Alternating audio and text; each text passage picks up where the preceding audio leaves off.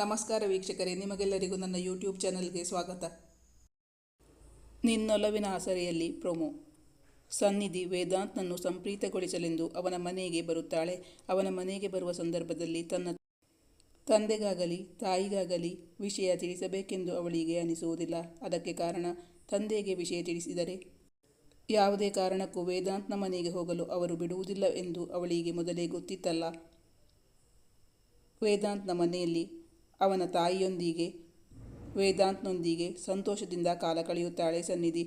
ಸುಮಾರು ಮಧ್ಯಾಹ್ನ ಸಮಯವಾಗುವಾಗ ಅವನ ಮನೆಯ ಕರೆಗಂಟೆ ಸದ್ದಾದಾಗ ಎಲ್ಲಿ ಅವನ ತಂದೆ ಬಂದರೋ ಎಂದು ಭಯಭೀತಳಾಗುತ್ತಾಳೆ ಸನ್ನಿಧಿ.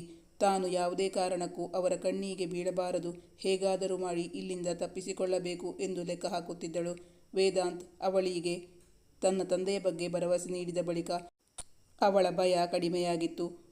ಒಂದು ಸಂಕಷ್ಟದಿಂದ ಪಾರಾಗಿಕೊಂಡಿದ್ದಳು ಸನ್ನಿಧಿ. ವೇದಾಂತ್ ಮತ್ತು ಸನ್ನಿಧಿ ಅವನ ಮನೆಯಲ್ಲಿ ಒಬ್ಬರಿಗೊಬ್ಬರು ತಮ್ಮ ಪ್ರೇಮ ನಿವೇದನೆ ಮಾಡಿಕೊಂಡು ತುಂಬ ಸಂತೋಷವಾಗಿ ಕಾಲ ಕಳೆಯುತ್ತಾರೆ.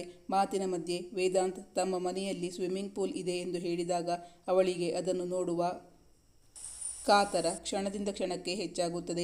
ಸನ್ನಿಧಿ ಮೊದಲ ಬಾರಿಗೆ ಮನೆಯಲ್ಲಿ ತಿಳಿಸದೆ ಬೇರೊಬ್ಬರ ಮನೆಗೆ ಬಂದಿದ್ದಾಳೆ.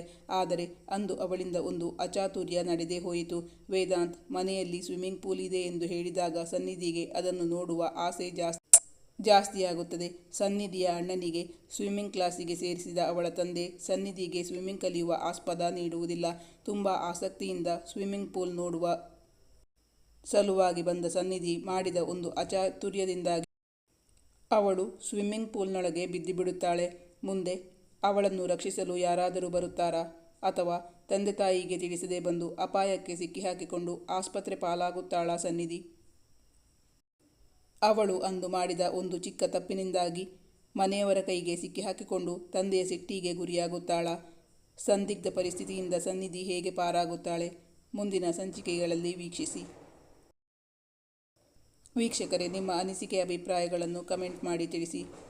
Thank you for watching.